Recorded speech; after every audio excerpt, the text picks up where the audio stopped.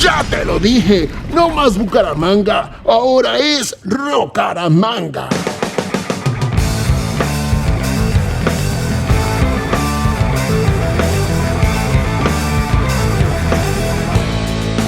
Hola, hola, ¿cómo están? Estamos en Rocaramanga, el podcast donde hablamos de la música alternativa y el rock en Bucaramanga en la década del 2000 al 2010, una época que nos parece muy interesante por el movimiento que hubo en la ciudad. Y hoy estamos con dos invitados muy especiales. Está con nosotros Jesús Chucho Ariza, fan destacado de esa época y memoria viva y activa de la ciudad, y Doménico Di Marco, gestor cultural de la ciudad, músico, y ya él nos contará mucho más al respecto. Buenos, María Luisa, ¿cómo estás? ¿Qué me cuentas? Hola a todos amigos, les recuerdo, yo soy María Luisa Meneses, productora audiovisual, y los estoy acompañando aquí hoy, amante del buen punk. Y yo soy Juan Fernando Arango, músico y productor musical. Doménico, buenos días. Yo, Juanfer, ¿cómo está? ¿Cómo le va? Cuéntenos sobre usted.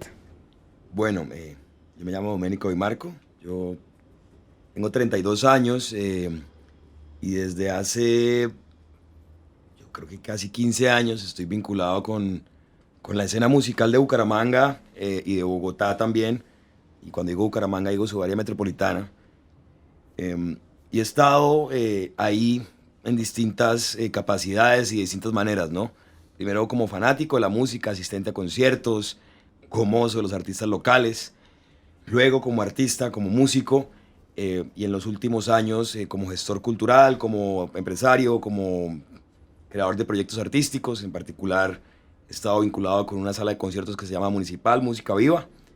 Una sala que tiene 5 años de experiencia y que cuenta ya con más de, si no me equivoco, más de 1.500 eventos con artistas locales, nacionales e internacionales. Además de eso, hago parte del equipo organizador del Festival de la Tigra, donde hago la producción técnica del festival. Así que he tenido la fortuna de tener una relación estrecha con los músicos, con los artistas y con la movida musical de la región. Jesús, buenos días. Buenos días, Juanfer, ¿cómo estás? Muy bien, gracias. Cuéntenos. Bueno, mi nombre es Jesús Ariza. Como decía Juanfer al principio, digamos que me he caminado toda la escena de Bucaramanga, desde los distintos ángulos o desde las distintas escenas, punk, metal, rock, emo, siempre siendo muy, digamos que pues apoyando mucho el tema con las bandas, con todo el tema pues de apoyo en los conciertos, en la MERS, en la discográfica pues que hacen, y pues con una visual también más o menos de como unos 20 años siguiendo toda la escena de Bucaramanga. Bueno, me gustaría empezar con una pregunta que es muy sencilla, pero a la vez puede ser muy diciente. ¿Cuál es el primer recuerdo que tienen ustedes en Bucaramanga de una banda que les haya llamado la atención, que les haya abierto los ojos, que hayan dicho, wow, esto me gusta? Bueno, yo esa claridad sí la tengo también muy contundente, que fue 69 Enfermos. Una banda cuyo fundador es Dalín Focasio. Una banda que trajo en su momento un estilo de música mucho más abierto, mucho más positivo, ¿sí? Con letras bastante críticas sobre el país, sobre una forma de vida mucho más decente. Y me conecté muchísimo con los riffs de las guitarras, con el estilo de vida que se llevaba pues en ese momento, las patinetas, los patines. ¿Usted se acuerda dónde los escuchó la primera vez? La primera vez que los escuché en Warlock. Warlock era un sitio en Bucaramanga, era un bar que queda cerca del Club Unión, ¿cierto? Exacto, sí, un señor. segundo piso. Un segundo piso. Y era el sitio por excelencia para el punk. Exacto, sí, señor. Ahí la escena punk era donde estaba todo el tiempo, donde se hacían la mayoría de los conciertos con bandas locales y bandas de Medellín o Bogotá. Doménico.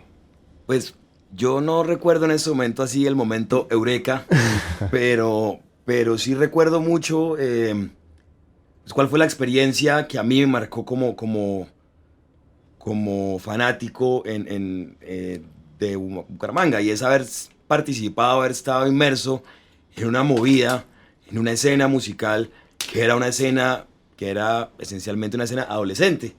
Era una escena de conciertos todas las semanas o casi que todas las semanas en distintos lugares, ¿no? En Warlock, Valkyria, Rock City, pero también en garajes de gente, en el apartamento de Pepito, Danito, conciertos en colegios, por ejemplo. Entonces el colegio tiene el día cultural y la banda de mi amigo va a tocar.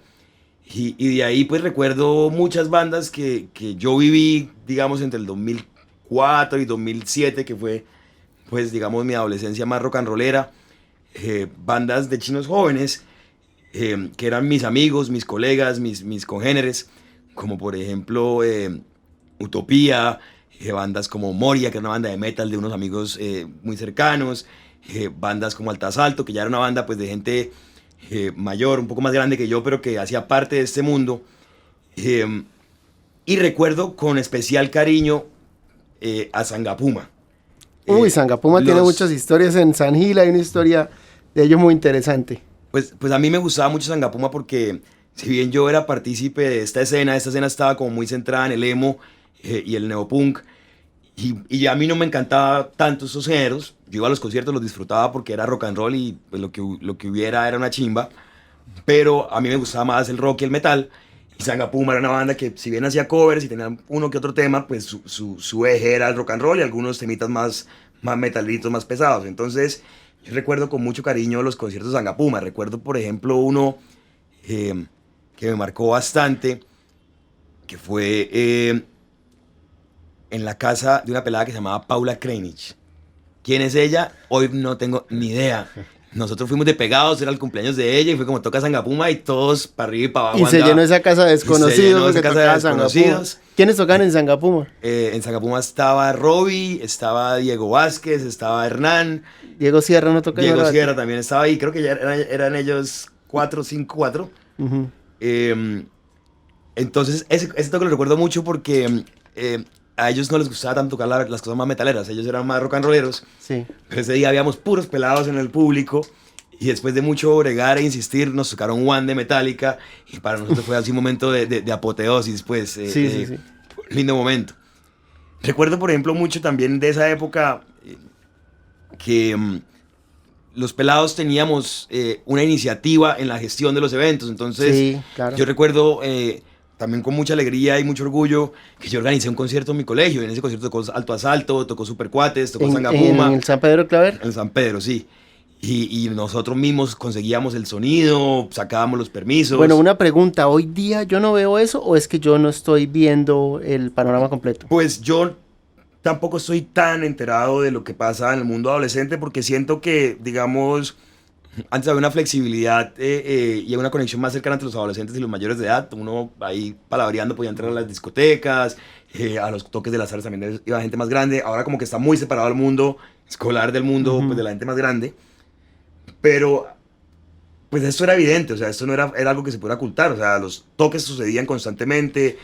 Habían bandas, había movidas. Pero me refiero discos. A que las bandas tocaban mucho en garajes, en apartamentos, en sitios que hoy día yo no... Eso es lo otro, yo creo que también hoy hay muchas más restricciones por tema de ruido, la gente es un poquito más cuidadosa con eso. Entonces yo siento que esa escena no evolucionó a otra escena adolescente. Sin embargo, pues yo no conozco al detalle pues qué está pasando en el mundo contemporáneo con los adolescentes. Otra cosa, y es que... el rock dejó de ser el género alternativo predominante, ¿no? Sí. Los jóvenes ahora también escuchan electrónica, escuchan rap, escuchan versiones, digamos, alternativas del reggaetón. Entonces, pues, digamos que ese formato conciertero ha mutado a fiestas, ha mutado a DJs, a otro tipo de experiencias que ya son pues, diferentes, ¿no? Ok, sí, no, buenísimo. Me acuerdo de Sangapuma, claro, yo de hecho he tocado con Orbi, con Diego Villamizar, bastante. Vamos a los inicios de lo que ustedes recuerden en la década. Ustedes hablaron de 69 Enfermos, hablaron de Alto Asalto, y para mí esos son como dos de las bandas que a nivel del punk marcan bastante la música en la ciudad, además que eran opuestos en su forma de enfocar la música. Jesús, su merced que conoce mucho más de estilos y de géneros, ¿de dónde viene el género de cada uno? ¿De qué banda se alimentaba cada uno? Bueno, Juanfer, digamos que 69 Enfermos trae una oleada como del nuevo renacer del punk americano, como en el 94 más o menos, que empiezan a surgir bandas como Bad Religion, Pennywise, Millencolin, unos suecos que todavía están vigentes, MXPX. Propagandi, ¿dónde era? Propagandi, americanos. No, son canadienses, perdón. Son canadienses.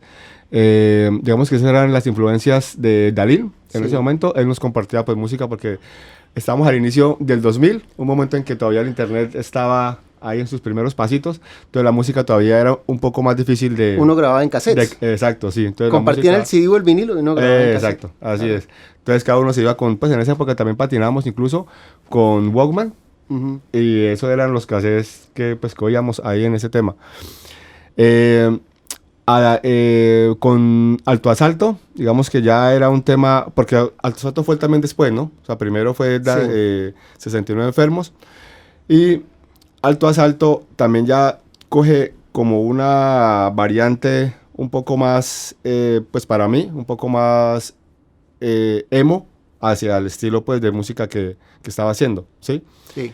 No era tan rápida, no era tan veloz, ¿sí? Los riffs eran un poco más sentidos, eran un las poco letras más, no tenían la denuncia social que tenían los enfermos. Exacto, sí, eran letras más de adolescente, más de como de amor, de desamor, de un poco como de sentimientos de ansiedad, de depresión. Hay letras muy, muy interesantes también ahí con ellos. Eso es lo que recuerdo, pues, como la diferenciación entre ellos. Sin embargo, siempre, pues, como la escena aquí en Bucaramanga no era tan grande, ¿sí? Obviamente uno aparecía siempre en todos esos tipos de conciertos. Y hay una cosa interesante con ellos. En Bucaramanga, Alto Asalto y 69 Enfermos eran como dos extremos de un género musical. Incluso tenían sellos diferentes. Alto Asalto trabajaba con Koala Records y 69 Enfermos con Tropical Punk Records. El disco de 69 Enfermos, por cierto, fue uno de los que más vendió de ese sello en el país. Cuéntanos, María Luisa. Bueno, yo tengo acá una pregunta y también unos datos. Eso era lo que estaba sonando acá en Bucaramanga. Mi pregunta es, ¿qué pasaba? Mi pregunta es, ¿era referente a bandas como por ejemplo Koji Kabuto que estaban haciendo en el 2000, Odio a Botero en el 2001, Tres de Corazón que era un poquito más pop, punk rock, tirando el pop un poco tal vez en el 2002? Ira, por ejemplo, que sí era de finales de los 90, pero que en el 2004 comenzó a ir a festivales internacionales. Entonces, ¿estas bandas nacionales eran referencia para las bandas que estaban naciendo acá de alguna forma? O al contrario, las bandas que estaban acá tal vez llegaron a ser referencia para bandas en otros lados del país. Pues digamos que más repercusión a nivel nacional fue 69 Enfermos. Ellos incluso, yo tengo por ahí una revista de Shock, donde salen también como en el 2002, 2003, porque ganaron un premio que hacía la revista, pues en ese momento. Y sí eran bastante influencia pues para bandas que estaban surgiendo, aunque también siento que como que 69 Enfermos era muy relevante en Bogotá.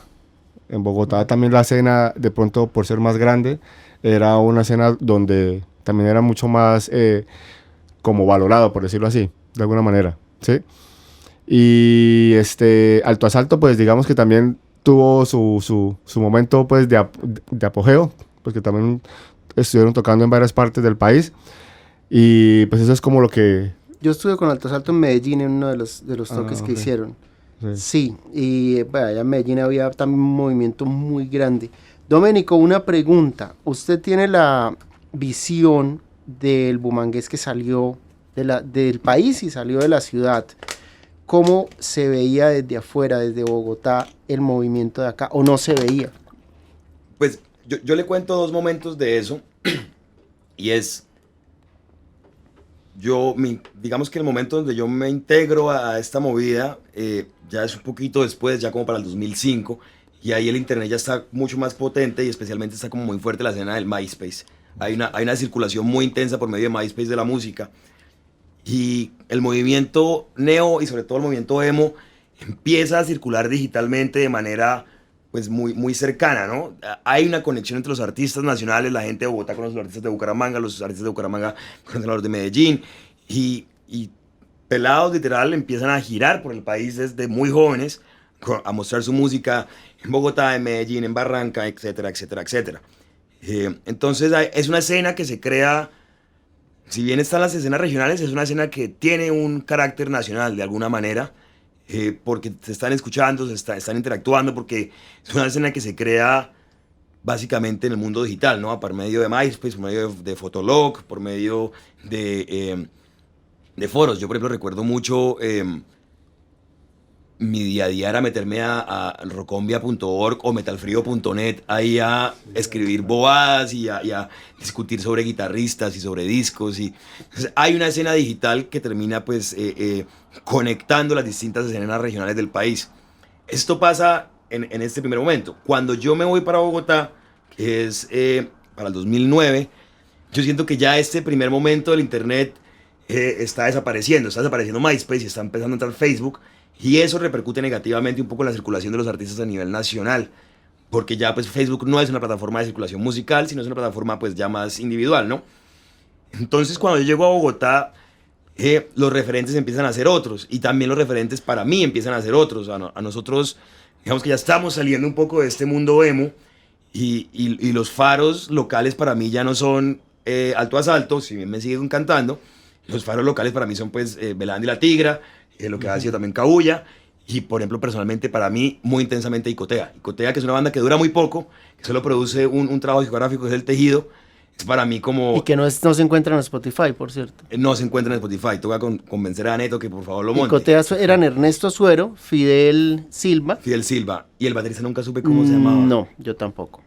Fidel fue profesor mío del colegio de clase de música, y a mí él como artista me marcó mucho, y su banda para mí fue muy poderosa porque era una banda muy innovadora, metían electrónica, metían looping en vivo, estaba todo conectado con lo audiovisual.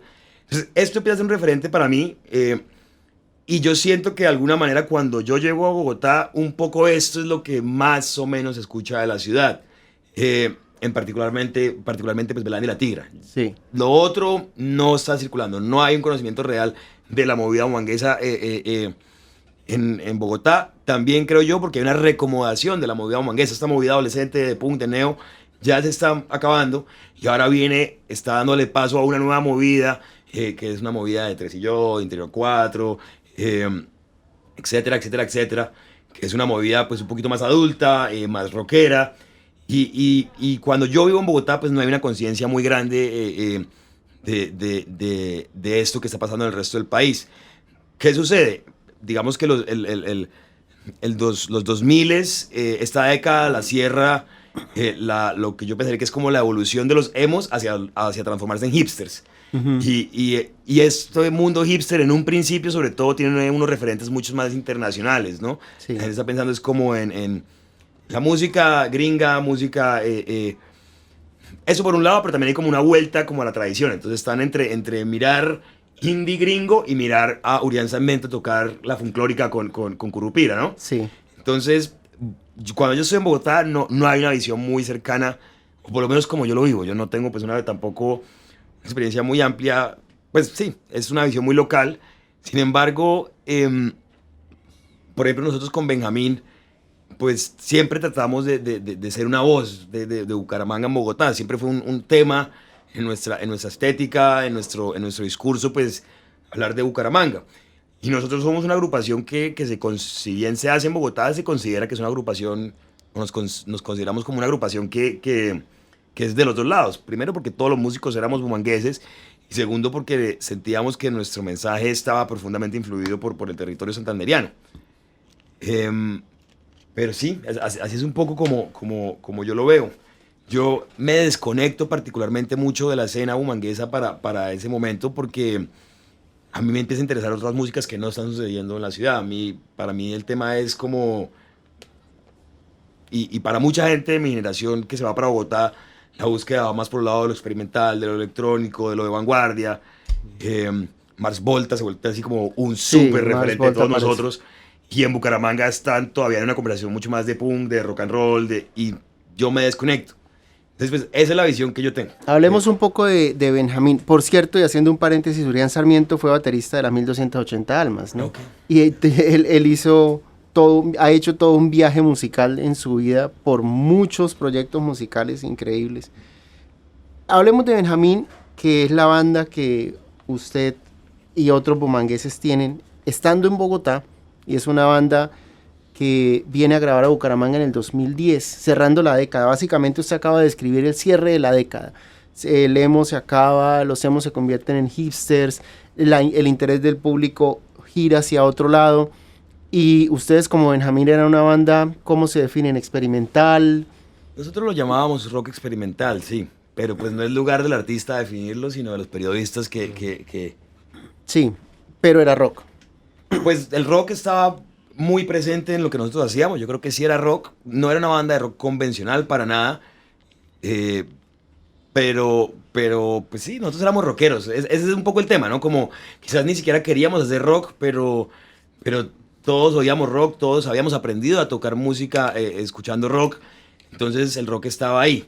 La manera de hacer las cosas, el desparpajo, la iconoclastia, la banda era una vaina muy rockera. El interés por tocar mal, digamos, o tocar como saliera. En no ser tan técnicos. No buscar la prolijidad sí.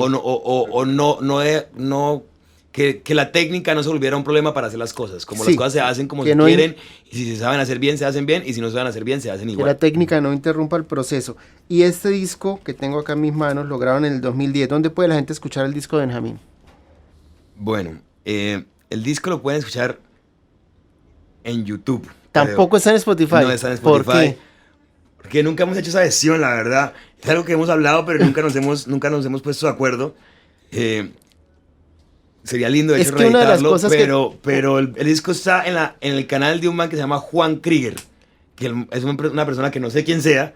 Y él lo montó. En un momento empezó a digitalizar trabajos discográficos de artistas locales de esa escena. ¿Cómo lo encuentran? Benjamín. Es más difícil Juan de Krieger. encontrar porque se llama Benjamín el disco. Sí. Pero pues... pues pueden buscar el nombre de una canción. Me imagino que ahí por estará ejemplo, Variaciones Burdas. Variaciones burdas, o El blues del ratón, o Socorro, o Hiedras venenosas. Una pregunta, ¿por qué hay tantos discos de esa década que no se encuentran? Y es que este podcast empieza justamente por eso, porque nos dimos cuenta que Pulso Latente no se encuentra, que la SS no se encuentra, que la Contra no se encuentra, que Biofonía no se encuentra. La razón es la no... siguiente, porque es que esa época es justamente el cambio del mundo análogo al mundo virtual, en términos de consumo y circulación de la música. Está muriendo la escena discográfica tradicional, digamos, por el golpe que le da el P2P, la transmisión de archivos en línea.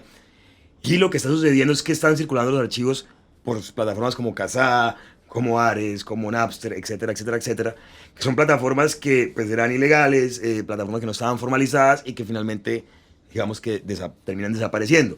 No existe Spotify todavía, iTunes es una cosa muy lejana para nosotros acá. Entonces, la manera como nosotros estábamos circulando nuestra música era eso. Si bien salían discos porque se vendían en los conciertos, la música circulaba por transmisión de archivos en línea. Entonces, pues nadie hizo la formalización de esos discos en ese momento. Y luego como que yo creo que nadie se ha puesto la tarea de decir, oiga, hay que empezar a hacer ese trabajo de recopilar esto. Las bandas, muchas terminaron peleadas, muchas nunca se definió de quién es la música, entonces si iban a montar las músicas, es como las regalías para quién son, si hubiera regalías. Ese es un problema que María Luisa nos puede explicar, ella como productora nos puede explicar, y es uno de los problemas, por ejemplo, para nosotros poner esta música en un podcast, porque aquí hay 5 integrantes. ¿Cuál es la cuestión ahí, María Luisa? La cosa es, si quisiéramos colocar esta música, que igual... En teoría podríamos, porque digamos que como no está en Spotify, no está en YouTube, digamos que ningún bot de oficial no los va a bajar. Pero ¿qué pasa si alguien de las bandas ve la música montada? Va a decir, venga, ¿por qué la usaron? Porque el derecho de las cosas sería ir y buscar a cada integrante de cada banda y que cada integrante llegara a un acuerdo y dijera, está bien, ustedes pueden usar mis canciones, les firmo este papel. Pero son bandas que tienen 7, 8, 10 integrantes y la lista de bandas que hicimos fue al menos de 40, 45 bandas. Y algunos viviendo en países... Y muchos, lo que dice Doménico, muchos no se hablan, muchos ya incluso están peleados, entonces sería imposible o una tarea bastante extensa lograr reunir a las personas. No, Pero desde incluso- acá podemos hacer un llamado a todas las bandas que no han montado su música. Móntenla en redes, móntenla en plataformas, móntenla en YouTube si quieren. Escríbanos. Y pónganla a disposición y cuéntenos para nosotros también ayudar a difundir y hacer ese trabajo de memoria histórica, porque hay mucha música que no se conoce de esa década, por la razón que acabamos de escuchar, el paso de la música en CD al P2P, al peer-to-peer, el paso de las plataformas ilegales a las plataformas legales, y eso fue una época caótica para la industria discográfica, de la cual aún quedan rezagos y aún quedan coletazos. Al momento actual la pelea es entre los artistas y las plataformas, entre las disqueras y las plataformas, pero nos gustaría mucho tener esta música disponible para mostrarla al mundo, para decir esto se hizo en esta década, esto se trabajó. Juanfer, es que de hecho con 69 Enfermos, ellos tenían también toda la discografía en Deezer y en Spotify. Incluso lo que se grabó en el 2006, que fue Derechos No Privilegios, que incluso ahí estaba Gabriel Matute en el bajo, que se grabó también en el sello de Matute en esa Pero época. ya no están, ¿qué pasó con y eso? Vida Menos Ordinaria. Entonces, precisamente un tema de regalías con la Tropical Punk, ajá, sí, con la disquera. Exacto, con la disquera. Entonces, digamos que entró en conflicto la disquera por las regalías con 69 Enfermos, Sí. y se decidió entonces bajarla hasta que no lleguen a un acuerdo nuevamente ellos. Por eso es que para quitaron poder- la música. Exacto, entonces solamente cuáles están circulando de 69 Enfermos, las que se ha grabado pues en Recientemente, en Brasil, exacto. en sí, las cuales ellos tienen los derechos totales. Claro, Así es. eso en el caso de las bandas que sí tenían disquera y producción. ¿Qué pasa con el resto del 80% de las bandas que estamos hablando acá? Exacto. Que realmente no había una figura legal, Independientes. ni hubo nunca un papel, sino que eran realmente artistas que Hubo- querían hacer música y la Es que hicieron. todo se hizo desde la Independencia. desde la independencia. Claro. Yo creo que entre Juanfer y Mario hicieron el 80% Sí, de las bandas, bastante. y todo era juntémonos, reunamos 2 pesos entre Sí. todos y con eso sabe lo que Y lo no que había hace salir. concepto de derechos, no había productores, no había... incluso los que estudiaban derecho, los abogados de esa época, no se habían especializado en propiedad intelectual. Entonces nadie hablaba del tema de propiedad intelectual, nadie hablaba del tema de derechos de autor, nadie hablaba del tema de derechos de intérprete. Esos temas no se trataban. Además era muy lejano porque la realidad es que pues uno vendía 50 CDs. Sí. Y normalmente era como le vendo el CD si me compra la entrada al concierto o algo así. Sí. Entonces, pues no era un negocio, nadie estaba pensando en ganar plata con esto. Esa de la... Era muy raro cuando le pagaban a uno, por ejemplo, un concierto. Yo Que creo no, que no organizara uno. Si no lo organizaba, de pronto, si no le iba bien con las boletas, ganaba. Pero que no lo invitaran a tocar a un lado y no le dijeran cómo le va a pagar tanta plata, eso era... Sí, sí, sí. No pasaba, era como... Le pongo el sonido y hágale si quiere tocar. Y uno, pues sí, de una, ¿cómo es? Sí. De hecho, Supercuates tocaba en Warlock, pues en esa época, también les pagaba, pues el pago era un sándwich y todo lo que se pudieran tomar, pues ya estando adentro. Yo creo que también era muy lejano el concepto, o sea, no se iba a imaginar un artista que en el futuro, solo porque alguien online escuchara tu canción, ibas a recibir regalías Claro, no, de alguna eso forma. no estaba ni siquiera en el horizonte. Claro. ¿no? Eso, una vez me hizo acordar de una historia de Benjamín, cuando nosotros una vez nos invitaron a tocar a Chinchina Caldas, un festival que se llamaba Rock en la Zona. Festival grande, chévere. Lo mismo, como no hay plata, pero les pagamos el viaje y lo del hospedaje, los atendemos. Entonces, como listo, pues de una, vamos, bacanísimo, pasear. Y de camino a Chinchina, eso queda entre Manizales y Pereira, nosotros pues pensamos, oiga, pues ya que tenemos el transporte, busquemos otro concierto en la zona como para justificar el paseo. Y nosotros pues, no éramos reconocidos, así que no fue nada fácil encontrar un lugar. Finalmente un bar en Pereira que se llamaba Atahualpas nos dijo como, acá pueden tocar, yo no tengo sonido, no tengo backline, no tengo plata, no tengo nada, pero si ustedes organizan yo les presto el espacio para que hagan lo que quieran. Y les doy todo el guarapo que quieran tocar. Pucha. Y así nos fuimos, nos echamos un parlante, un redoblante, hicimos una versión ahí disque acústica y guarapo fue el pago y guarapo toda la noche, por ahí 10 litros de guarapo de Río Sucio era el guarapo. Ese fue el pago. ¿Y estaba bueno el guarapo? Buenísimo, Uy, era. sí, qué rico. Esa era otra época. Hoy día eso no se ve y eso me gustaría justamente preguntarle a Doménico, él como gestor cultural en Bucaramanga en los últimos años, ¿cuántos años lleva haciendo gestión cultural acá? ¿Cuántos años lleva Municipal Música Viva? Pues Municipal lleva 5 años, pero yo llevo un rato más dándole la cosa porque pues, con el festival ya llevamos 7 ediciones.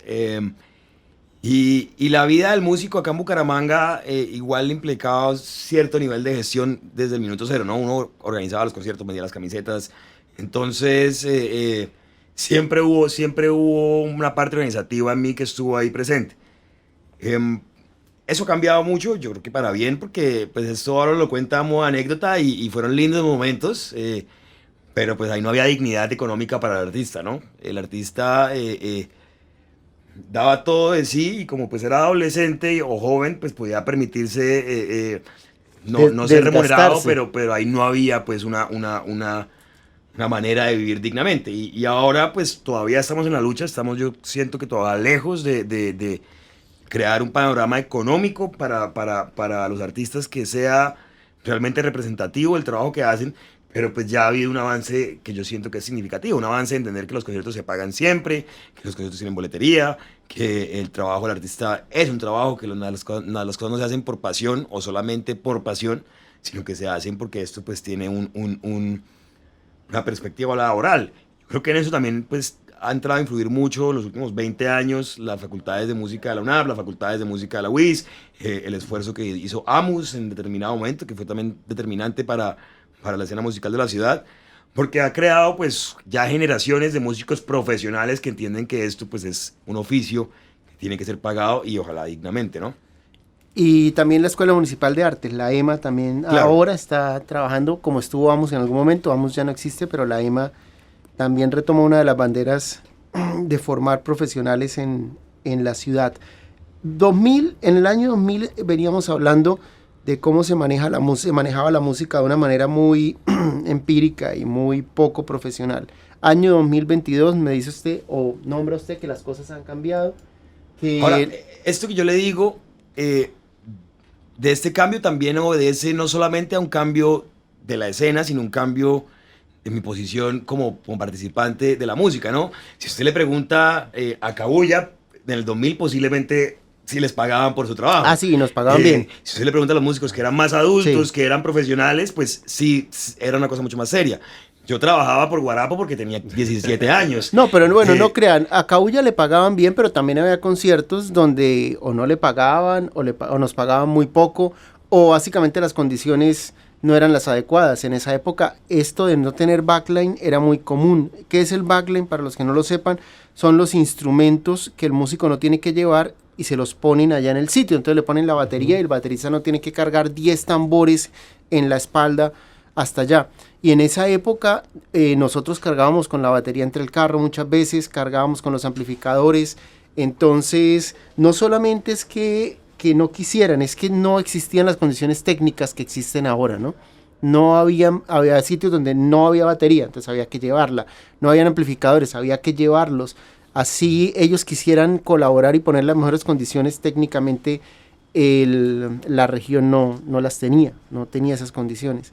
Entonces, Cabuya sí podemos decir que fuimos una de las bandas que tuvo condiciones, que pudo exigir, pero también porque había un trabajo que mostrar, había una proyección, había unos viajes fuera de Bucaramanga, y porque por ejemplo, el Instituto Municipal de Cultura confiaba en la banda y la conocía y sabía del trabajo, y era fácil de alguna forma apalancar los procesos de apoyo.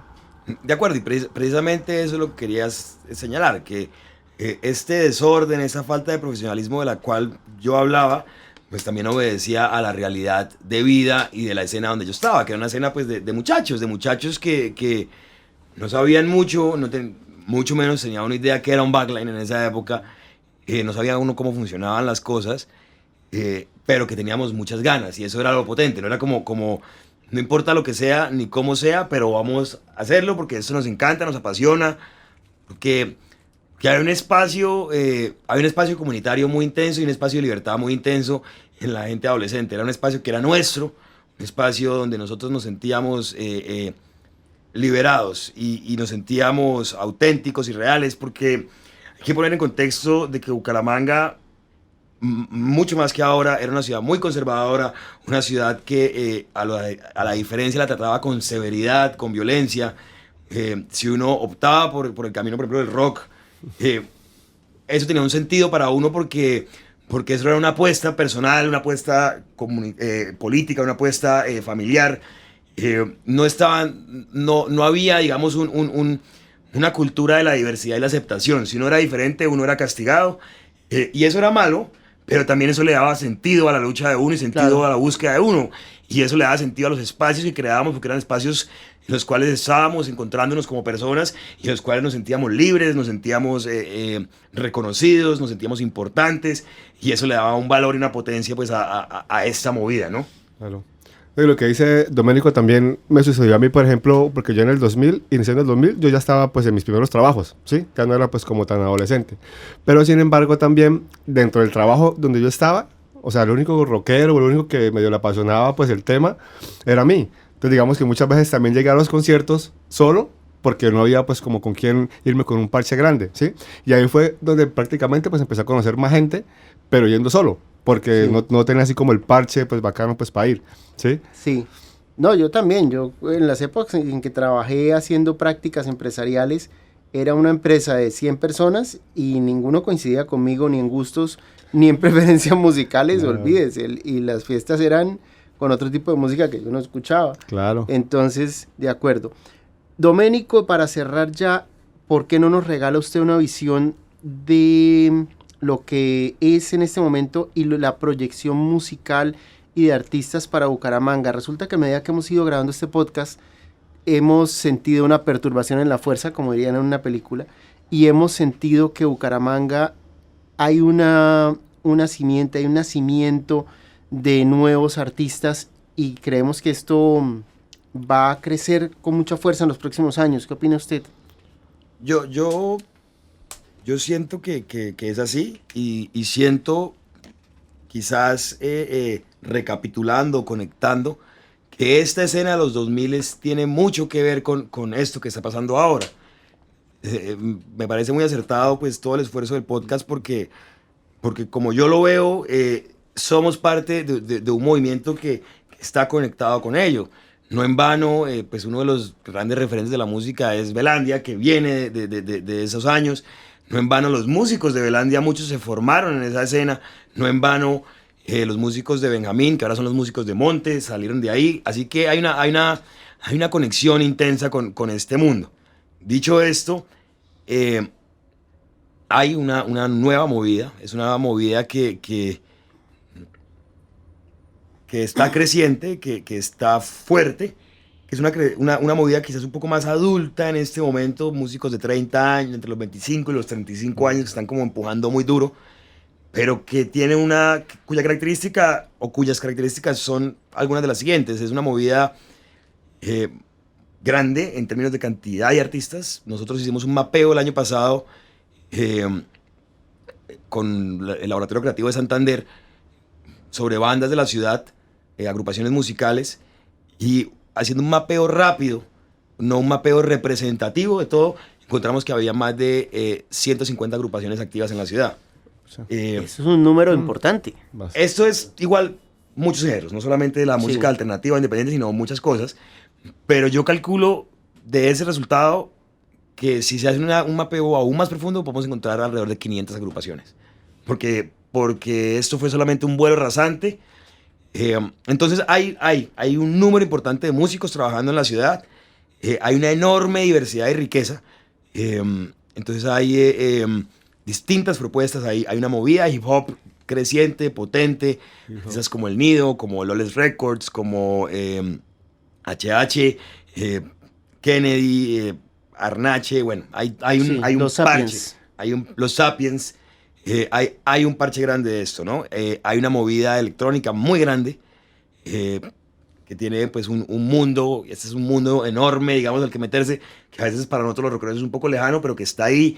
Hay una movida de músicas latinoamericanas o músicas con sabor colombiano de la que yo siento que hago parte, ¿no? Pues, que también es muy grande, con Jason Neutra, con Natalia Morales, que si bien son de Barranca, pues están conectados acá con Bucaramanga, con Monte, con las avispas africanas, con Altibajo Latinzón, bueno, es una playa de artistas muy potente, y esto por nombrar solo algunas cosas. Quizás lo que no está tan fuerte hoy en día justamente es el rock.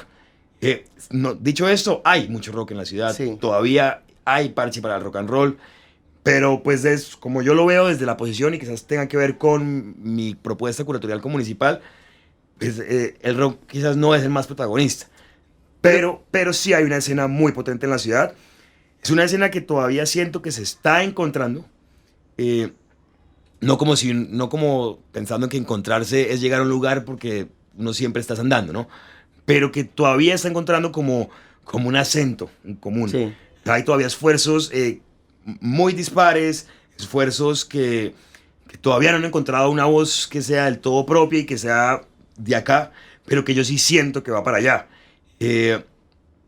Hay una movida, por ejemplo, de música urbana potente, que también está encontrando su espacio, y que yo siento que va a ser muy interesante ver cómo evoluciona esto.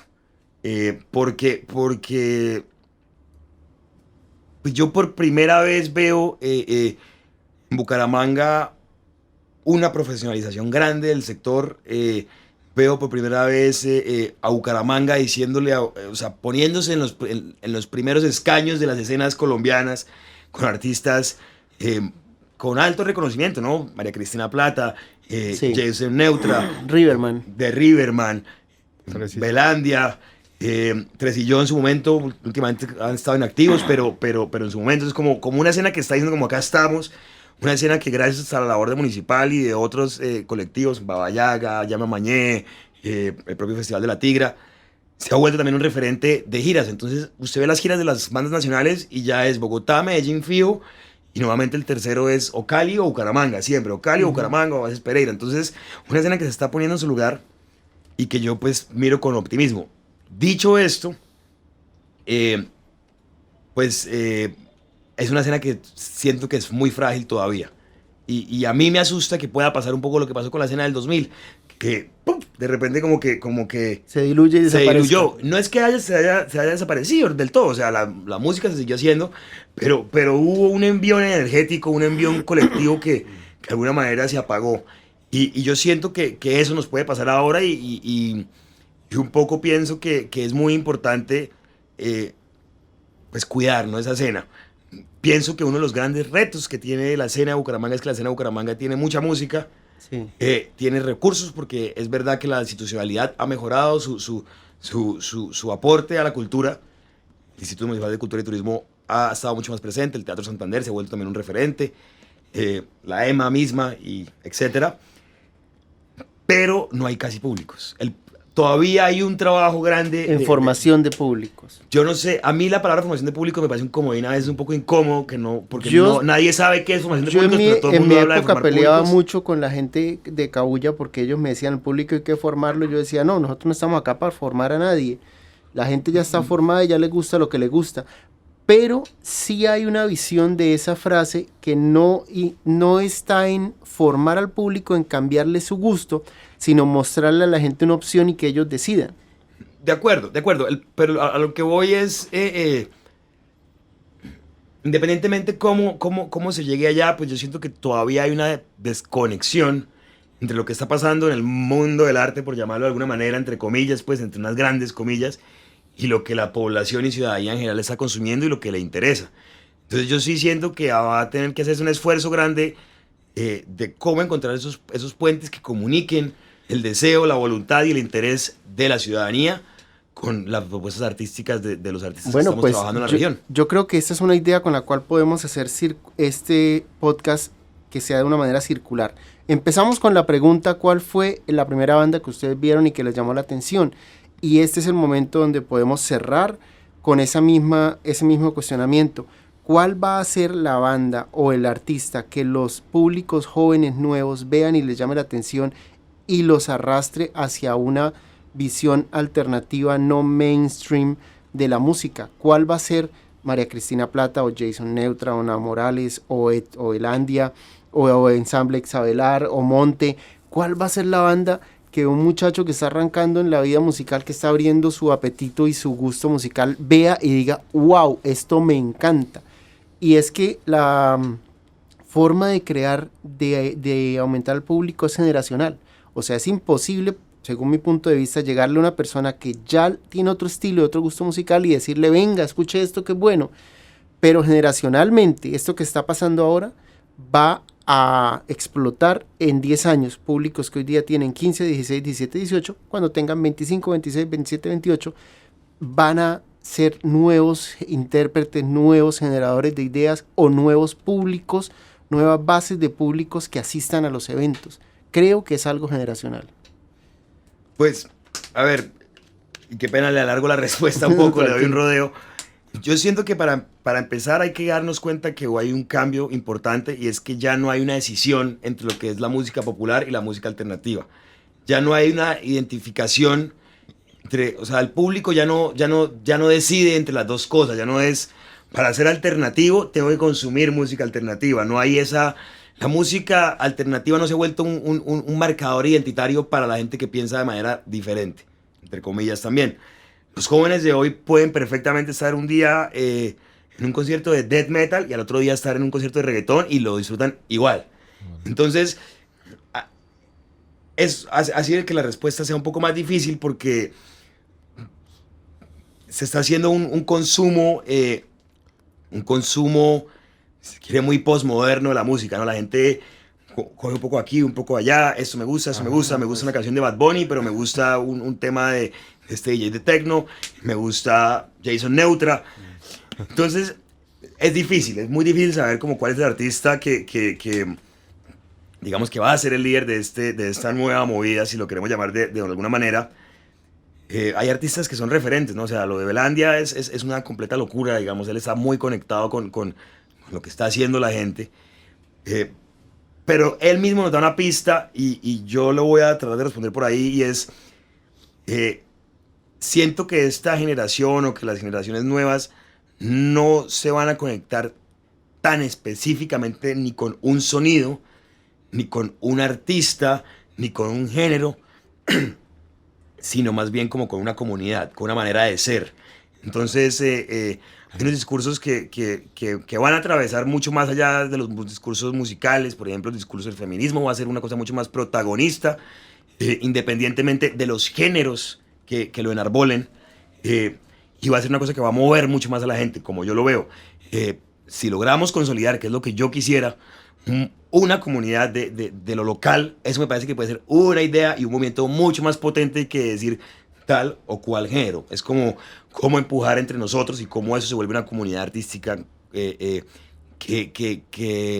se alimenta, que se construye. Entonces, yo lo veo así. No me atrevería a decir qué artista puede ser, porque no creo que vaya a ser solo un artista, pero también porque no sé qué vengan, ni sé qué vayan qué vaya a gustar más mañana. Mire, yo llevo 5 años en Municipal.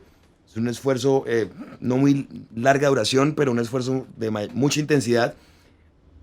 Y ya lo que gustaba hace 5 años ya no gusta hoy. Ya no gusta hoy, claro. Y yo me veo constantemente en ascuas para encontrar... Para seguir el ritmo, sí. de lo que está pasando en términos de tendencias musicales, en términos de tendencias de consumo, especialmente en la juventud. El internet y la vorágine, las redes sociales nos han dado eso. Entonces yo pienso que hay que buscar como le digo, unas ideas un poquito más transversales y profundas, porque hoy sabemos, hoy tenemos, mañana no sabemos. Le voy a contar una anécdota personal. Cuando yo empecé a tocar en los finales de los 90, yo tocaba con una banda que se llamaba Santa Cruz. Ahí estaba Edson Belandia. Esa banda inició con Sergio Arias, también de Cabuya, pero Sergio fue para Bogotá. Y en esa época, la Bucaramanga de esa época se parece mucho a lo que usted acaba de contar. Para ejemplo, un concierto en el Teatro Peralta, donde tocábamos Mochacabezas, que era hardcore, creo que tocaba Dark Mantra, que era metal. Tocábamos Santa Cruz, que nosotros hacíamos salsa con rock y con ritmos tradicionales, y tocaba otra banda que era otro género totalmente diferente, y la gente iba a esos conciertos sin importarle que no fuera un concierto de metal o de punk. O sea, no habían géneros en parte porque éramos teníamos una mentalidad aún que no estaba dividida, nadie nos había dicho, oiga, existen los géneros. Eso lo vimos después, cómo empezaron a dividirse los espacios entre este es un espacio de punk, aquí hacen los conciertos de metal, y estos dos espacios no se juntan, y estas dos personas no se hablan, y estos que son emo no se hablan con estos que son lo otro. Pero esa mentalidad se me parece mucho a la que usted acaba de describir. En un mismo concierto éramos 4 bandas que hoy día no se encontrarían juntas de ninguna manera, porque los públicos ya están muy segmentados y ya tienen intereses muy particulares, tan particulares que es la razón por la cual a usted se le hace difícil seguirles el ritmo a los cambios actuales, que cada vez van a ser más rápidos y cada vez van a ser más diversos, ya como usted dice, no solamente en tendencias de género, sino en tendencias de ideologías, en tendencias de referencias políticas, en tendencias de... Vea que precisamente eso apunta, por ejemplo, la curaduría y el mensaje del Festival de la Tigra, y yo siento que ese ha sido una parte importante del éxito del festival que ha venido creciendo significativamente desde su nacimiento, festival que está posicionado ya a nivel nacional como uno de los principales festivales de música del país, y desde muy al principio, desde el inicio, pues, se pensó en espacios donde los géneros musicales no fueran determinantes, no fueran pues un festival de género, ¿no? Como es un festival de rock, un festival de jazz, o este es el día de rock, este es el día de jazz, sino cómo juntamos distintos géneros en una sola tarima. Y la visión del festival, que yo siento que conecta a la gente, no es ir a ver tal o cual género, o casi que incluso ver a tal o cual artista, aunque obviamente la gente va a ver sus artistas preferidos. La gente va al festival porque vive una fiesta colectiva, la fiesta de la música de la región, una fiesta que se siente auténtica, que se siente representativa de lo que somos nosotros como santanderianos, una fiesta que además pone en cuestión justamente cómo es la manera en que nosotros vivimos en esta sociedad, que hace que la gente se conecte con las discusiones políticas, sociales, de vanguardia, y que trata por medio de ello como generar espacios de transformación social, ¿no? Entonces, ese es el mensaje que yo siento que está conectando al festival con la gente y que siento que lo hace exitoso. El mensaje es, estamos creando desde aquí, para la comunidad, con miras de transformarla positivamente por medio del arte. Entonces, esto nos permite a nosotros en el festival poner death metal a las 6 de la tarde y luego poner a María Cristina Plata. Y Sí. que la gente se lo goce, igual. Y siento que eso es una pista interesante pues, de lo que hablamos, ¿no? Siento que eso puede ser un camino hacia cómo crear nuevas maneras de conectarnos con la música que no estén asociadas a los géneros, porque los géneros son bacanos. Los géneros le ayudan a uno a encontrar música, a conocer artistas similares, pero los géneros no se nos pueden olvidar que los géneros son un mote comercial hecho para vender discos. No, y de hecho pasa en los grandes festivales, está pasando. En Rock al Parque también ya no se ve como tan rock, metal, sino ahora también hay una sinfín de géneros también que todo el mundo ya como que entonces el rockero empieza, no, pero ¿por qué ahora viene, no sé, Miranda o pues grupos que no tienen mucho que ver con ese rock pesado? Yo tengo una pregunta un poquito off topic, si quieres te hago aquí un chasquido para que lo metamos donde sea en el podcast. Y va para Jesús. Hemos hablado en estos 3 capítulos que ya hemos grabado de muchas bandas. En esas bandas, ¿tú cómo veías las mujeres? ¿Había mujeres dentro de esas bandas haciendo rock, haciendo punk, haciendo metal? En ese momento, ¿recuerdas alguna banda? ¿Recuerdas alguna? No, sabes que sí, el público femenino era realmente poco. Realmente, tanto en los conciertos como en los grupos. En los grupos yo la verdad no recuerdo. Tú, de pronto también la pregunta, ¿a qué creen ustedes que se debía? Ustedes que vivieron el momento, los 3 que están aquí conmigo. ¿Era tal vez de pronto por el hecho de que Bucaramanga fuera una ciudad muy conservadora, que de pronto tenía unas reglas diferentes para la escena de la mujer dentro de dentro de ese medio que era un poco más alternativo, un poco más rudo, porque así era como lo veían a uno cuando no estaba ahí en un concierto? Sí, sí, claro. Pues de hecho, digamos que la música, pues en cuanto a metal y el punk, que son géneros, por decirlo de alguna manera, un poco más underground, sí el tema pues de rudeza, de conservadurismo de la misma sociedad santanderiana, uno encontraba realmente muy poquitas mujeres. Digamos que ya en otros aspectos de rock, digamos que ya un poco más, no sé, un concierto de Cabuya, concierto, por ejemplo, de, no sé, que viniera Terciopelados, digamos que ahí ya se veía un poco más de público femenino, ¿sí? Pero sí siento que un poco como la rudeza, no sé, pues de la misma música hace que sea muy poca. De hecho, ahora percibo que se ve un poco más el público femenino en Y las conciertos artistas de femeninas hardcore. ahora Y las sí, en esa artistas época, también, sí. yo no recuerdo, Doménico, ¿recuerda alguna banda de mujeres? en la época, yo creo que las primeras, así que me acuerde, creo que Colección de Sentidos tenía mujeres. Ah, sí, Mitus tocaba Mitus batería. tocaba ahí. Mitus fue una de las primeras que yo vi tocando, y batería. Luego estuvo The Laugh, pero eso ya fue un poquito No, después. fue bastante después. Como unos 5 años, quizás después. Uf, sí, Eh, tal vez pero- 2015. Atendiendo a 2000. tu pregunta, pues yo como lo veo es que pues es el patriarcado haciendo lo suyo, ¿no? Y en qué sentido, en que el lugar de la mujer era solamente ser el objeto de deseo. Y como estos géneros de alguna manera no estaban, su mensaje no era digamos, no era el mensaje sexualizante, entonces pues no había mujeres porque si no, porque lo único que podían comunicar las mujeres dentro de esta cultura machista nuestra era sexo. Entonces, si no me vas a dar sexo, ni te montes en la tarima, ¿sabes? Como eso es lo único que tú te mereces en el mundo. Entonces, era pues totalmente excluyente era un mundo excluyente excluyente para las mujeres y exclusivo de los hombres. Era un mundo que obviamente tenía sus problemas enormes. O sea, yo recuerdo mucho la campaña organizada por Desde Corazón contra el reggaetón. Y era unas camisetas que eran como la cara de Tego Calderón y decían no reggaetón.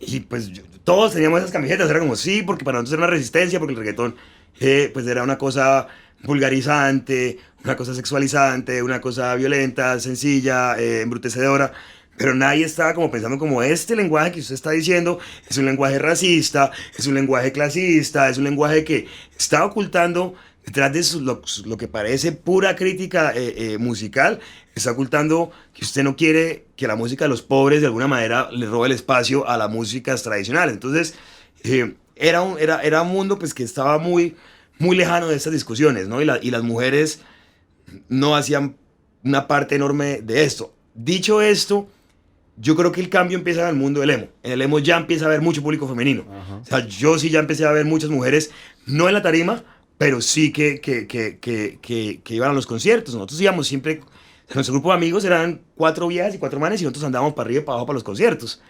Entonces ahí empieza a entrar la vaina, pero no había mucho. Y es una deuda histórica que hoy persiste, o sea, de las agrupaciones que existen hoy en día en la escena de Bucaramanga, todavía será el 80% músicos hombres y 20% músicos mujeres. Todavía estamos lejos de una representación paritaria de las mujeres en escena y en el público. Especialmente en escena, ya el público pues, está mucho más repartido, pero en escena todavía son hombres, básicamente hombres. Y muchas veces los grupos de mujeres es la mujer cantante y puro manes atrás tocando. Ajá, sí, casi que músicas no. Bueno, yo hice parte de una banda, pero eso sí ya fue en el 2017, que fuera al revés. Queen Bitches y Juan Perro. Yo era el único hombre. Ellas eran las Queen Bitches y yo era Juan Perro. Ahí está el cambio. Sí, eran 4 mujeres y yo. Éramos 4 mujeres y yo. Ahí se. Pero fue 22 años después. Bueno, 18 años después, no sé, mucho tiempo después de lo que estamos hablando. Claro, no es que tiene sentido porque yo recuerdo que cuando yo salía a toques con mi grupo de amigos del colegio, éramos, ponle 8 hombres, porque éramos un grupo grandísimo, 8 hombres y yo. Yo era la única mujer que siempre iba con ellos para arriba y para abajo. Y entonces todos los días recibía regaños en mi casa porque usted que se la pasa con puros hombres en esos toques de metal, allá los excluidos del pueblo, porque eran un pueblo. Entonces era todavía peor, era como, eras mujer, estabas a las 10 de la noche en un bar donde hay una banda de metal allá gritando, es como lo peor en su momento para uno como mujer. Ahora no me imagino para alguien que quería montarse en una tarima y ser artista. Bueno, muchachos, muchísimas gracias por estar con nosotros. De verdad que este ejercicio de memoria es importante para la ciudad, es importante para la escena y es importante para el futuro de la misma escena. No sé si quieran decir algo para despedirse. No, Juanfer, pues gracias por la invitación. Digamos que también aprovecho pues como para felicitarlos por la labor tan maratónica que se hace en una ciudad pues que le apuesta también a todo este tipo de memoria y de creatividad musical. Me parece muy interesante que no se deje perder la memoria histórica de nuestra música, de nuestros músicos, de nuestra escena. Y nada, cualquier cosa, muchas gracias también por la invitación. Y ahí nos estamos viendo. Redes sociales, ¿dónde los encontramos? Bueno, pues digamos que ahorita, más que redes sociales, sí hay, por ejemplo, el vocalista de Supercuates, tiene un playlist en Spotify, también donde pone música nueva que está surgiendo. Él está también como muy pendiente del tema y se llama Rock de Búcara. Súper. Yo también aprovecho para agradecerle, Juan, por la invitación, no solo porque es muy agradable recordar y hablar de ello, sino porque siento que uno de los principales problemas del arte en Bucaramanga es no recordar su pasado, ¿no? Todo el tiempo estamos creyendo en la ficción de que acá nunca ha pasado nada, ni que pasa nada, y posiblemente siempre ha habido algo, pequeño, grande, ya lo sabremos, pero lo que pasa es que se olvida qué se hizo, se olvida la gente de dónde viene, y es vital recordar eso porque eso genera referentes, eso genera mensajes, eso genera conexiones con casos más grandes y que son la herramienta para mí, o una de las herramientas para mí más importantes para crear como artista. Entonces, súper agradecido, y pues ojalá haya más oportunidades como estas. Yo pues sí aprovecho y los invito a que estén atentos de lo que hacemos en Municipal. Municipal.música viva en Instagram es básicamente el canal de comunicación de nosotros. Ahí pues estamos publicando la cantidad de conciertos que se realizan en el establecimiento. Es muy importante para nosotros que el público asista, es muy importante que la gente, como les decía, cuide esos espacios. Y también aprovecho para echar otra cuña, y es que yo tengo un grupo que se llama Monte, y tenemos un Instagram también que se llama Música de Monte. Ahí pueden entrar a chismosearlo, conocer nuestro trabajo. Muchísimas gracias. Ojalá nos veamos en otra oportunidad aquí en Rocaramanga. Y a todos ustedes, muchas gracias por acompañarnos. Nos vemos en otra oportunidad. Hasta luego. ¡Chao! Este podcast está hecho gracias a la convocatoria de estímulos Arte en Circulación en categoría Creación Circulación de Podcast 2022 del Instituto Municipal de Cultura de la ciudad de Bucaramanga. Producido por María Luisa Meneses y Juan Fernando Arango. Música original compuesta por el colectivo Rocaramanga.